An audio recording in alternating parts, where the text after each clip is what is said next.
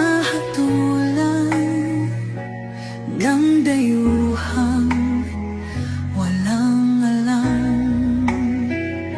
Sino pa ang nagmalasakit? Siya ngayon'y pinapahirap. Pilipinas ay lumuluha, hustisyang sigaw ng madlang. Tatay, di ko hindi ka nag-iisa. Milyon-milyong puso ang kasama. Ang bayang minahal mo ng tapat, hindi kailanman lilimot sa iyong hirap.